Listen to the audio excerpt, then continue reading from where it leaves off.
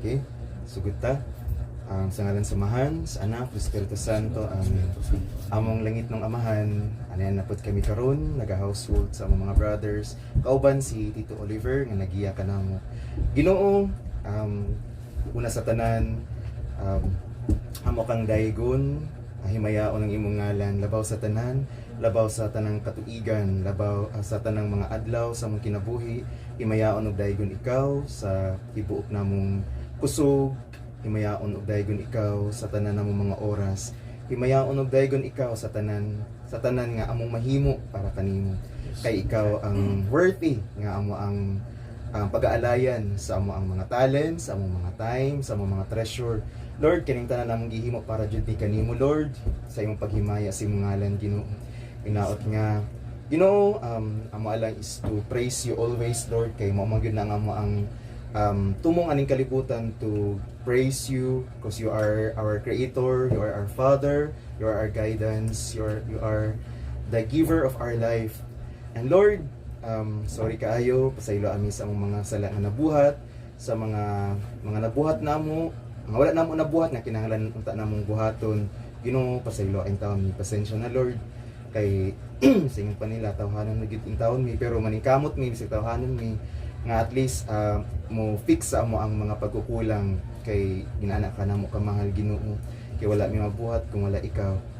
Ginoo, dagan kayong salamat sa tanang mga grasyang imong gihatag, especially unang-una sa tanan ang kinabuhi ng imong gihatag kanamo, ang mga kusog nga sa nga maka kuan mi kana maka sugakod mi sa matag adlaw.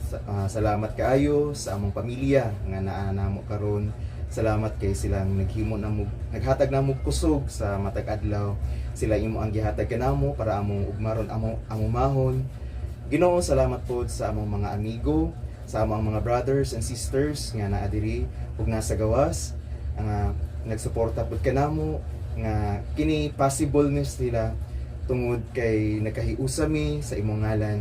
Ginoo, dagan pug salamat sa among mga trabaho nga nakapalahutay namo sa matag adlaw, sa mga financial nga nakahatag ng financial para at least narapod may kasuporta sa mga kaugalingon sa imo ang mga ministry, sa uban namong mga kinahanglan sa among pamilya. Ginoo, hinaot ko nga imo kaming gabayan karon sa balay sa amo ang tito nga si Tito Oliver, nga i-bless nimo ang balay. Hinaot nga gabayan mi nimo sa amo ang pag-household nga tanan namong tanan amo ang i-share, at least na may makatunan ug makatunan pod sila sa amo mga ibang share sa amo ang topic karon. O Ginoo, kini among gipangayo ug gipasalamatan pinagi sa imong balaan nga ngalan, sa imong balaan nga anak nga sa Jesucristo, uban sa Espiritu Santo, Dios nga usang sa kangturan. Amen. Ginoo, mayaon kanamo sa amo kang daigons pinagi sa among mga awit nga among gi-prepare para nimo, ug hinaot nga kini makapahimuot kanimo. Karon, kanta kita. Open the eyes.